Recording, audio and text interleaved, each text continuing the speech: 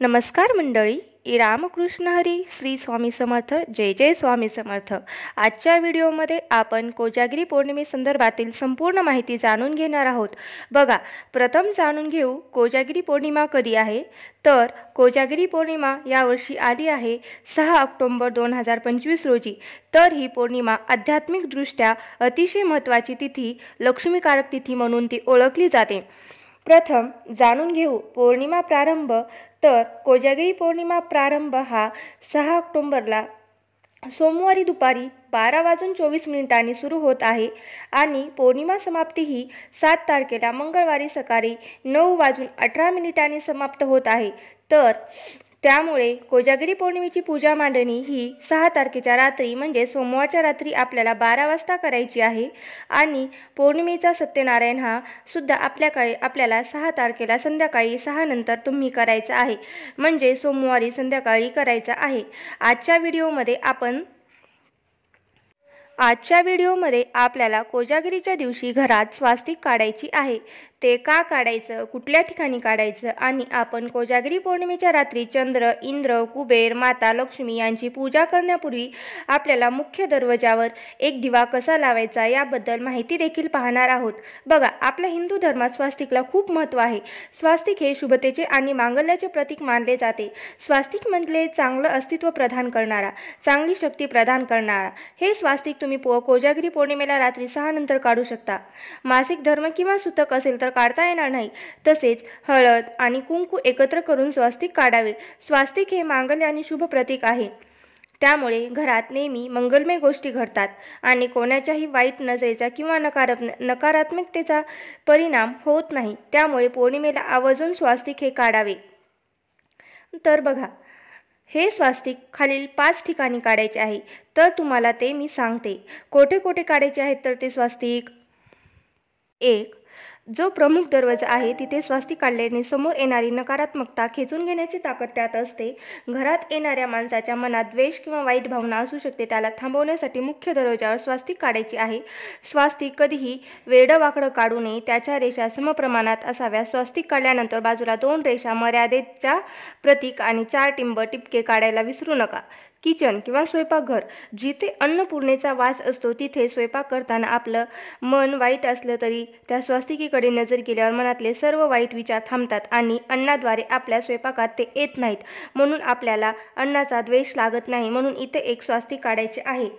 लक्ष्मी किंवा पैसा, जिथे आपण पैसा ठेवतो किंवा जिथे आपले पैसा ठेवण्याची, लक्ष्मी ठेवण्याची जागा आहे तिथे तुम्ही घरातल्या खर्च करण्यासाठी किंवा बचतीचे पैसे ठेवता तिथे कपाटाच्या बाहेरच्या बाजूने किंवा ड्रॉवरच्या बाहेरच्या किंवा आतल्या बाजूने तुम्ही स्वास्तिक काढू शकता.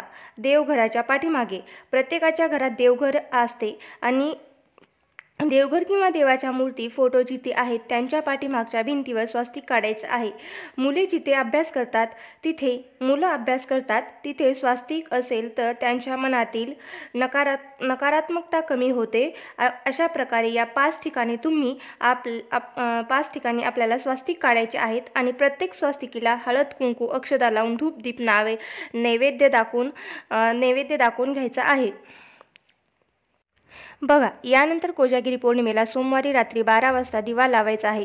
लक्ष्मी, कुबेर, इंद्र आणि चंद्र पृथ्वीवर येणार आहेत आणि तो कोण जागा आहे हे बघणार आहेत. जे जागे असतील त्यांना भरभरून आशीर्वाद मिळतील आणि त्यांच्या आयुष्यातील आर्थिक अडचणी कमी होतील, असे साक्षात नारायणाचे वरदान आहे. मग दिवा कसा लावावा? बघा, तुम्ही 12 वाजता पूजेला बसणार आहेत तर त्या अगोदर तुम्ही 11:30 वाजता दिवा लावू शकता. तो दिवा कमीत कमी 2 तास चालू राहिला पाहिजे असा दिवा तुम्ही घ्या. मग तो तुम्ही पणती किंवा स्टीलचा किंवा पितळेचाही घेऊ शकता.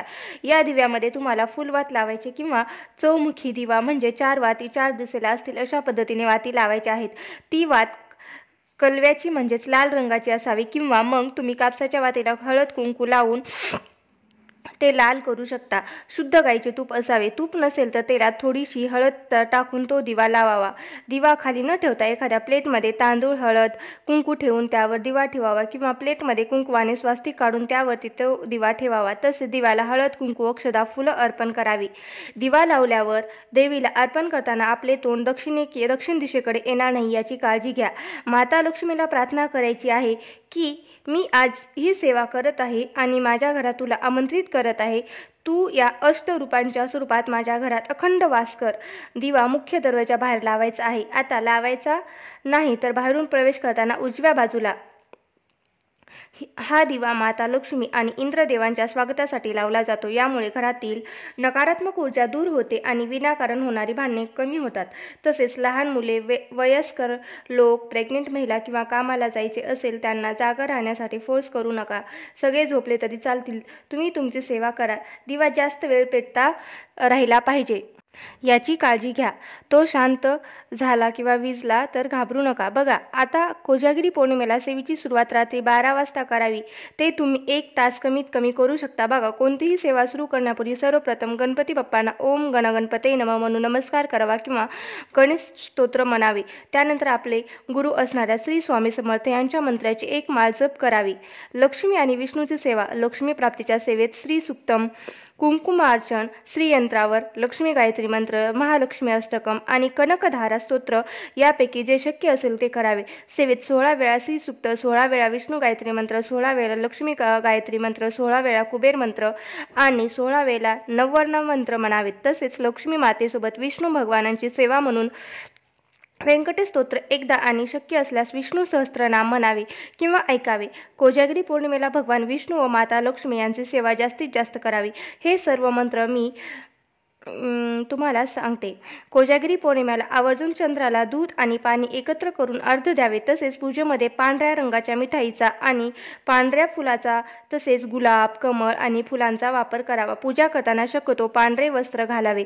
पांढरे शक्य नसल्यास पिवळे किंवा लाल रंगाचे चालतील, पण काळ्या रंगाचे घालणे टाळावे. तर अशा प्रकारे कोजागिरी पौर्णिमेला तुम्ही नक्कीच या सेवा व उपाय अवश्य करू शकता.